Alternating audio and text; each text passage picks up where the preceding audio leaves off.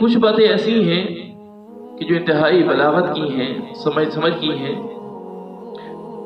حضرت خضر علیہ السلام نے کچھ باتیں ایسی میں ارشاد فرمائی ہیں کہ جن میں نسبت اپنی طرف کی ہے، کچھ باتیں ایسی جن کی نسبت اللہ تبارک و تعالیٰ کی طرف کی، اور کچھ باتیں ایسی ہیں کہ جن کی نسبت اپنی طرف کی ہے۔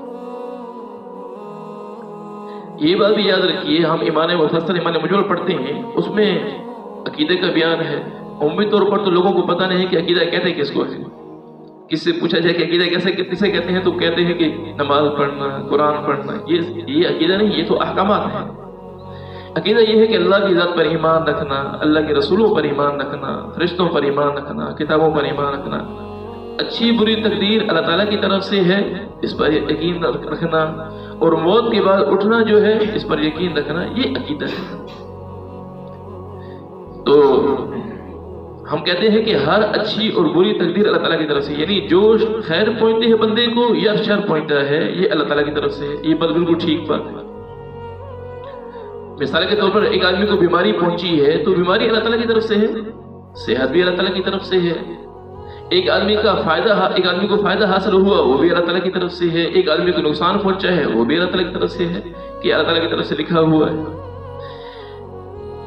لیکن خیر کی جو نسبت ہے اس کو اللہ تعالیٰ کی طرف کرنا چاہیے، اور شر کی نسبت کو اپنی طرف کرنا، یہ ادب کا تقاضا ہے۔ یہ ادب کا تقاضا ہے کہ خیر کی نسبت اللہ تعالیٰ کی طرف کی جائے اور شر کی نسبت اپنی طرف کی جائے، یہ ادب کا تقاضا ہے۔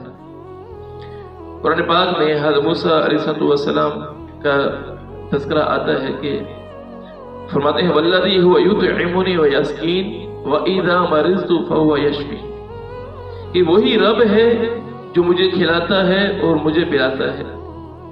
یہاں نسبت یہ کی ہے کہ اللہ تبارک و تعالیٰ ہی مجھے کھلا رہے ہیں، اللہ تعالیٰ ہی مجھے پلا رہے ہیں، خیر کی نسبت۔ وَإِذَا مَرِضْتُ فَهُوَ يَشْفِينِ، جب میں بیمار ہوتا ہوں تو وہ رب مجھے شفا دیتا ہے۔ شفا کی نسبت اللہ تعالیٰ کی طرف کر رہے ہیں، مرض کی نسبت اپنی طرف کر رہے ہیں جب میں بیمار ہوتا ہوں۔ یہ بھی کہہ سکتے تھے کہ جب وہ رب مجھے بیمار کرتا ہے تو وہی رب مجھے شفا دیتا ہے، یہ بھی کہہ سکتے تھے، لیکن کیا فرمایا وَإِذَا، جب میں بیمار ہوتا ہوں تو وہ رب مجھے شفا دیتا ہے۔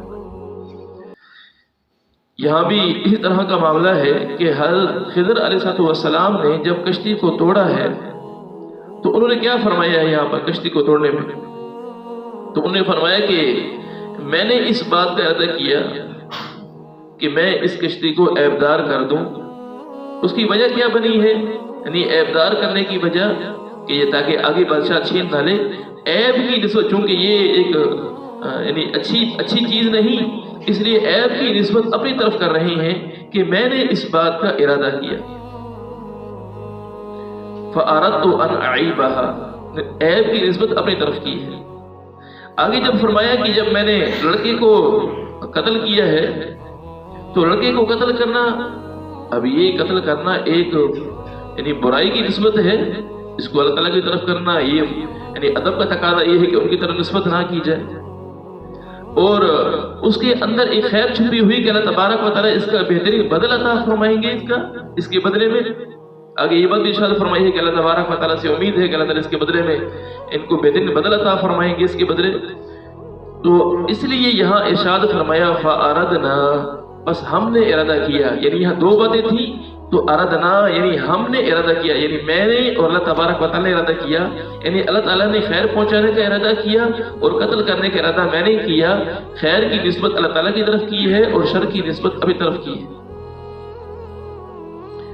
اور جب دیوار کو سہارا دینے کا معاملہ ہوا ہے تو فرمایا کہ فَأَرَادَ رَبُّكَ، یہاں سراسر خیر ہی تھی، دیوار کو ٹھیک کرنا سراسر خیر ہی تھی، تو اس لیے یہاں خیر کی نسبت اللہ تعالیٰ کی طرف کرتے ہوئے فرمایا فَأَرَادَ رَبُّكَ أَن يَبْلُغَ أَشُدَّهُمَا، تیرے رب نے ارادہ کیا اس بات کا کہ جب یہ جوانی کو پہنچ جائیں تو وہ اپنے خزانے کو نکال سکیں۔ تو خیر کی نسبت سراسر اللہ تبارک و تعالیٰ کی طرف کی ہے۔